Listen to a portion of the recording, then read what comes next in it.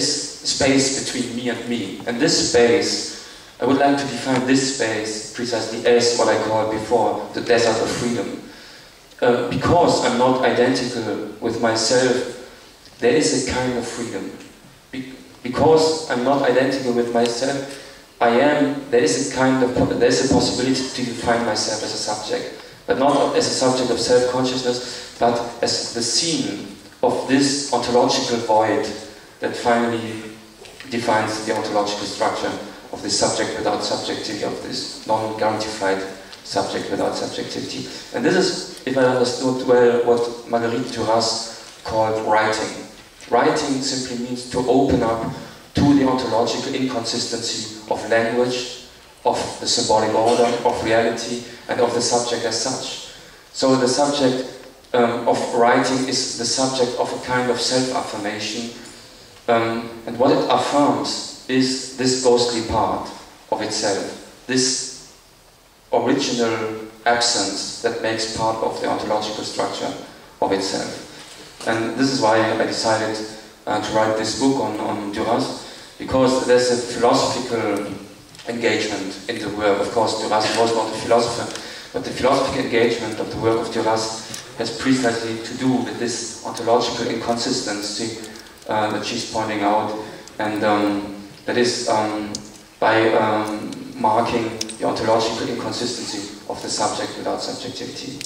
So how defining courage philosophically in relation to what I said? I would say the subject without subjectivity needs a kind of courage to confront itself, because there's nothing but nothingness. The experience of itself is not the experience of a step by self, it is the experience of this void that marks the ontological heart of the subject without subjectivity. And to confront this void simply means to confront a kind of freedom, a freedom you have to fight for, a freedom for which there's no proof, a freedom that has to be affirmed, a freedom that finally remains uncontrollable. And so the subject without subjectivity, by confronting itself, by addressing itself, has to confront this ontological lack, if you want, that in Lacanian psychoanalysis is called the real. The real is the Lacanian term for this void, this ontological void that marks the ontological structure of a subject without subjectivity. And even, like I said,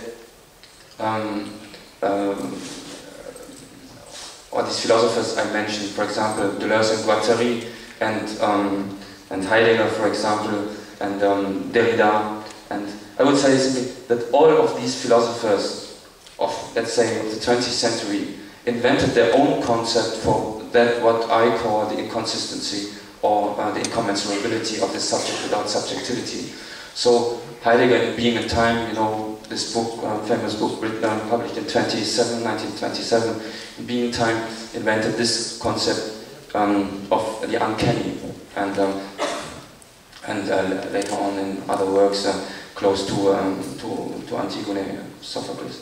And so there is a kind of ontological uncanniness that defines the structure of course Heidegger does not continue saying the subject, he says of the Dasein, of the human Dasein, of the subject.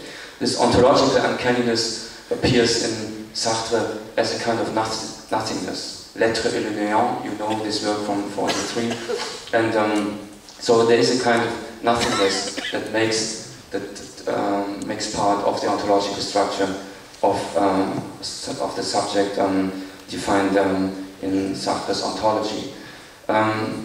In Derrida, like I said, it is this gap of difference.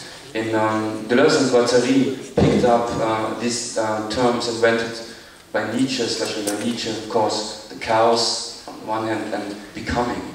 And the subject without subjectivity appears in Deleuze and Guattari as the subject of what they call becoming. And they insist on the difference between becoming and historicity. So becoming, in a way, is trans-historical. So, and this is a very important point in the philosophy of Gilles Deleuze. Deleuze, who's the philosopher of immanence, like, you know, Deleuze, who refused the concept of transcendence. There is no transcendence, there's only this immanence. But there is a kind of inconsistency of this field of immanence.